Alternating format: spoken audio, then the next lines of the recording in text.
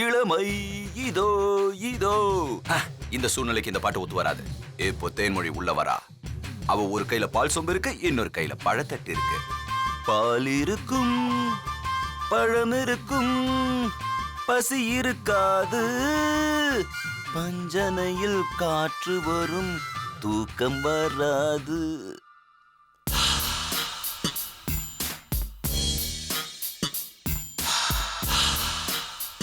என்ன இன்னைக்கு தங்கவேல் சார் ரொம்ப சந்தோஷமா இருக்கீங்க போல. ரூம் எல்லாம் மணக்குது. எல்லாமே ஒரு இதுக்குதான். இல்ல, கதிர் ரூம் பக்கம் போயிருந்தேன்.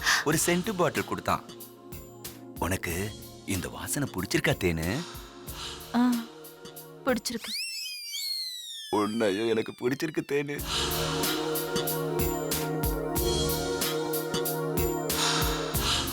என்ன தேனு அப்படி பாக்குற?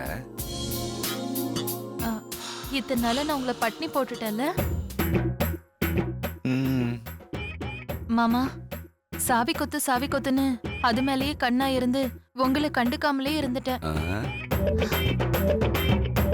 நீங்க அது எல்லாத்தையும் பொறுத்துக்கிட்டு என் மேல எவ்வளவு அன்பா இருக்கீங்க.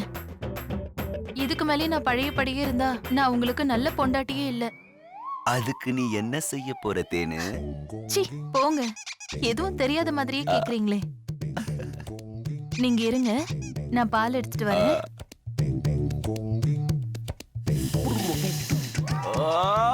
வெற்றி வெற்றி, எல்லாமே வெற்றி. இப்ப சந்தோஷத்துல என்ன பண்றதுனே தெரியலையே. மாமா என்ன தேனு?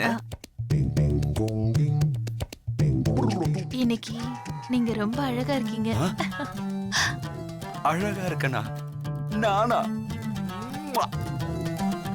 தேன்மொழி என்ன பார்த்து அழகா இருக்கன்னு சொல்லிட்டா. தங்கவேலு, நீ அவ்வளவு அழகாவா இருக்க. ஐயோ, தேன்மொழிய உன் வழிக்கு கொண்டு வரதுக்கு ஏன்டா இந்த யோசனை உனக்கு முன்னாடியே தோணாம போச்சு? மண்டு மண்டு மண்டு மண்டு. எல்லாம் கதிர் நானும் சாவி கொத்த பத்தி பேசின டிராமா நல்லாவே வேலை செஞ்சிருக்கு. இப்போலாம் உண்மையை விட பொய்ய தாண்டா எல்லாருமே ஈஸியா நம்புறாங்க. இத நான் அப்படியே மெயின்டைன் பண்ணி எப்படியாவது தேன்மொழிய மம்மி ஆக்கிட்டா என் பிரச்சனைக்கெல்லாம் ஒரு முடிவு கிடைச்சிரும். மன்மத லீலையை வென்றார் உண்டோ?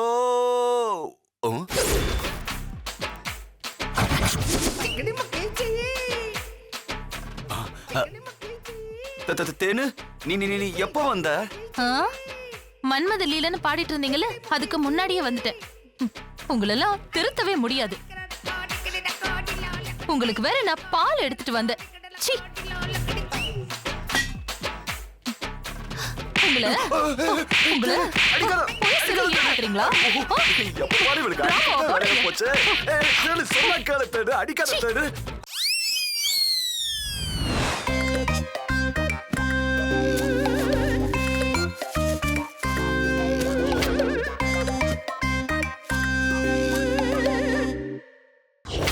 தவளத்தை வாயால கெடுற மாதிரி நானே என் வாய கொடுத்து அடி வாங்கிக்கிட்டேன்னு.